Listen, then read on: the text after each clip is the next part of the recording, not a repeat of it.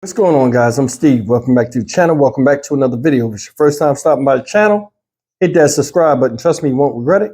You're returning to subscribe as always, guys. Welcome back, and I do appreciate the support. Guys, check this out. I seen this on my news feed, and I figured it'd be a good story to talk about. Out there in Carroll Stream, Illinois, I guess it's outside of Chicago. They say Chicago, but I don't know what Carroll Stream is. So somebody in the comment section help out the viewers. It's about a domestic disturbance where the police were called and the guy got shot and killed. Now, not only is this story crazy, as far as, somebody losing their lives at the hands of the police, at the hands of the police, but it's some other stuff that it's kind of funny to me. It got me scratching my head. And it's about the family of the victim, and may he rest in peace. But they're upset at the police for shooting this man. And I want you guys to take a look at this, and we'll come back and talk about it. See if you see what I saw. Let's go. Investigation into this police-involved shooting continues. This is a family has more questions than they do answers about the incident. I felt like they just shot him down like a dog. There is anger amid the grief Bonnie Pigram and her family feel just hours after she says it was her 30-year-old son, Isaac Goodlow, who was shot and killed by Carroll Stream police as they responded to a domestic violence call. He's not a violent person. He's never been a violent person.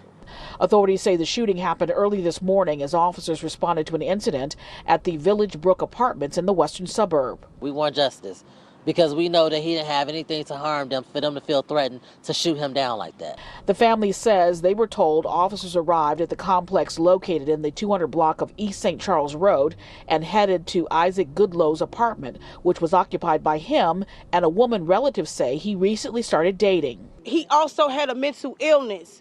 They need to know this. They need to be trained different. The Carroll Stream Police Department has not shared details of what happened next, but say their officers encountered a tense, uncertain, and rapidly evolving situation, which resulted in them firing their weapons at an alleged domestic violence suspect. Goodlow's family says he was shot in the chest and later died after he allegedly threw something at one of the officers. They treated him like he was a cage animal, shot him, and left him for basically to die. The incident is now under investigation by the Public Integrity Team of the DuPage Merit Task Force, which investigates police-involved shootings and deaths in the county. The Carroll Stream Police Department deploys its officers with body-worn cameras. The body-worn camera footage is reviewed as part of this ongoing investigation. The footage will be reviewed in coordination with the DuPage County State's Attorney's Office. The Carroll Stream Police Department did express its condolences to Goodlow's family. Little comfort this afternoon for a mother looking for answers and justice. And my son just go. He didn't deserve this. The woman involved in the incident, we are told by police, only suffered minor injuries and has been treated and released in an area hospital. Police also say that the officers involved in the incident have been placed on paid leave as this investigation continues. All right, guys, that's the story of what happened to one Isaac Goodlow, 30 years old, out of Carroll Stream, Illinois. And the police gave their condolences. I too give my condolences to the family. But I want to talk a little bit about the elephant in the room and take the whole situation out with this, for what it is. Yes, this man lost his life, but we got to be real. We have to be honest with ourselves. I'm going to go over what they said, and I'm going to be honest. First thing, before I get into that, and I don't want you to turn this off, I want you to really pay attention to what I'm saying. Everybody that's watching this channel right now. You cannot tell me that the media, because they'll put anything on it they think can make a good story. Remember, I told you it's a lot of profit in talking about things such as race and things talking about controversial issues, especially police and black folk. going to tell you something. I think a lot of the media, different media outlets, do reverse psychology on people to where a lot of people don't see through the craziness. And watch this. I think so. A lot of media allow black people to play themselves out on the media. They don't play you out. They allow you to play yourself out. Now this family's hurting. I understand, and they do get my sympathies. But it's a lot of disingenuousness and a lot of ignorance in this, some of the stuff that they said. And when I'm saying ignorance, I'm saying these are not dumb people. And that's the reason why I'm talking about this video. These are not dumb people, but they are ignoring the fact. They were making statements and they weren't even at the scene, but they were talking because they know his character in relation to them as family. The mom said, he didn't deserve this. Ma'am, neither did the woman that, took the blows from him. He's not a violent person, the cousin or sister said. Well, who called the cops? Because he was out of control and it was a domestic issue. Who called the police? You notice nobody mentioned anything about the girl because they don't know the girl. They only spoke on behalf of him because they know him. And do not take what I'm saying as being disrespectful. But I'm going to tell you something. Those are family members. And I want everybody to hear this. There was a bunch of ladies there talking, one guy, and he says, and the lady said, well, they spoke about him from knowing him as a family member. This woman is having sex with him, a 30-year-old man. The relationship is different, and the way he looks at her is different than he does with y'all as family and people he grew up with. See, a lot of people out here say things about people and what they know and what they don't know. The rules change when it's somebody, a man is having sex with that submits to him in the bedroom. Totally different. You see a different person. Just human nature and instinct. Sex a lot of times is submission. It's ownership. Now, we don't know what this whole thing was about, and it's unfortunate this happened. But it just seemed crazy to me how went from nonviolent to all of a sudden, oh, we had mental illness. Think about that. Lady said he had mental illness. These cops need to be trained better. No, they need to, know this on the 911 call. Or maybe the lady that was dealing with him at such a short time didn't know he had mental issues, if he did at all. How many guys walk up to a girl when they meet him and be like, yo, I like you. You like me? Oh, one thing before we get started, I got a mental disability, or I'm something's wrong upstairs, or I take medications. Come on, man. Let's be real. And these look like intelligent people. They just speaking out of emotion. Let's be honest. The lady said he didn't have nothing in that house. He didn't have no gun. He didn't have, you don't know what he had. And neither do the cops. When police respond to a scene, two things interact and affect them before they see the suspect or see the situation. How the 911 operator is relaying it to them or what's happening through the eyes of somebody talking on the phone as a victim, wanting them to get there fast. If that person is irate and acting crazy, that relays through what? The dispatcher to the police. So that readies them to be ready for anything they encounter. We don't know what that said, how that was handled. The second thing is this.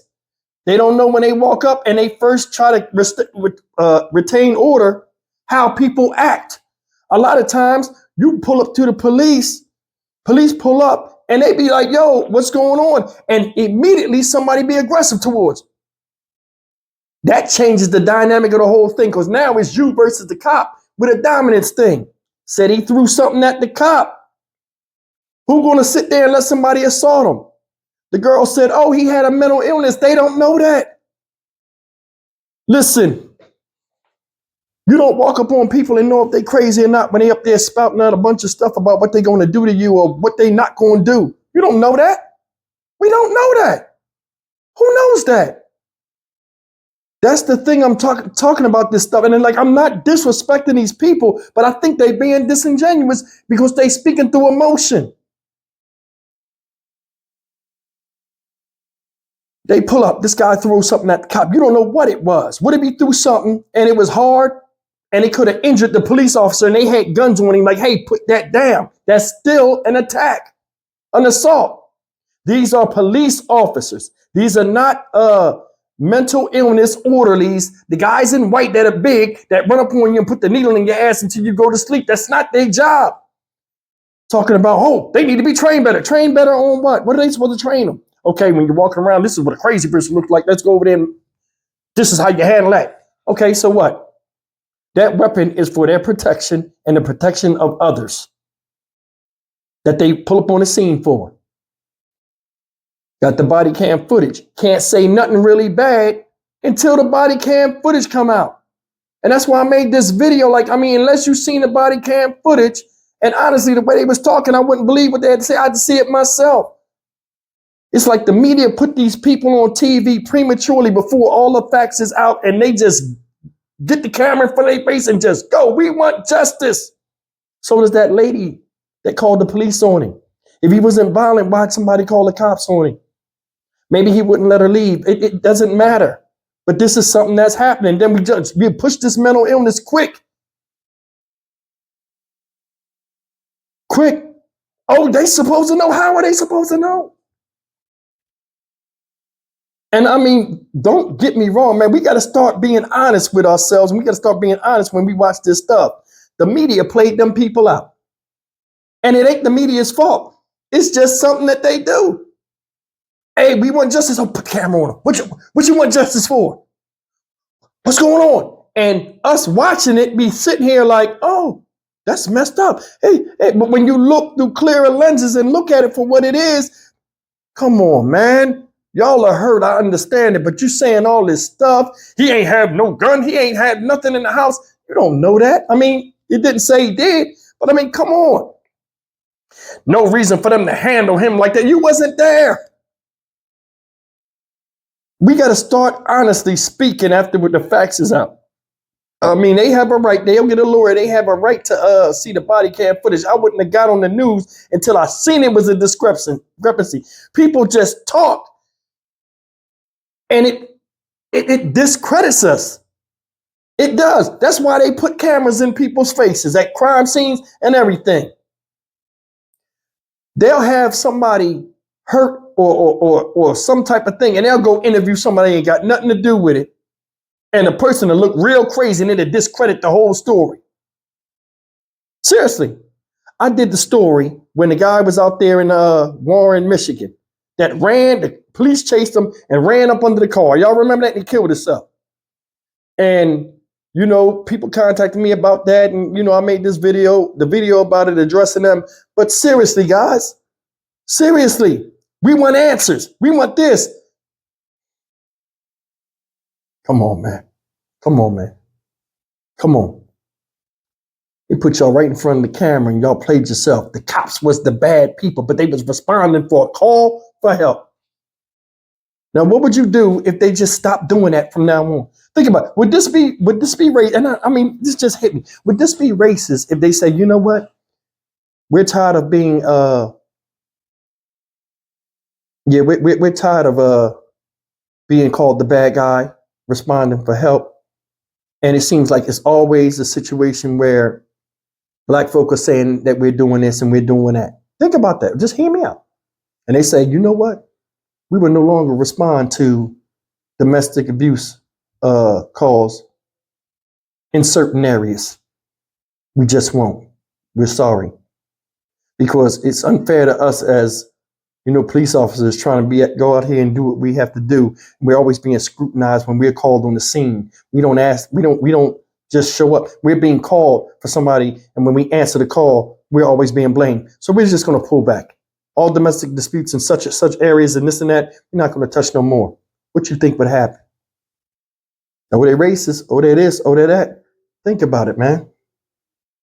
We are all human beings, and reasoning is one of the things we can do. So is understanding and being accountable.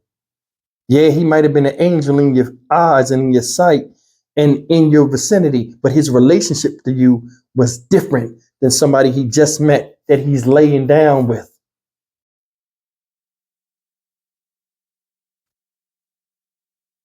I'm Stock Market Steve for the Dynamic Reason channel. As always, like, comment, share, and subscribe, guys. Listen, I'm not going off on the family. Leave me a comment and tell me if you agree or disagree. Not to discredit these people, but the media allows them to play themselves and they go right out and do it. They don't think. And this is one of the things, man, that like further discredits us as people sometimes. And why we not taken seriously. This further goes into the stereotype. Dismissive. Not going to tell the truth, always a victim. Don't worry about nobody else, only worrying about themselves and what was done to them. No empathy. Like, I mean, come on. And it's not their fault. Them people are hurt, but they got to be real. These are adults. Most of them was adults. Until the facts come out, don't just spout out anything and make a bad guy or a mountain out of a molehill when you don't even know what was happening. None of y'all was in there. See you in the next video. Take care.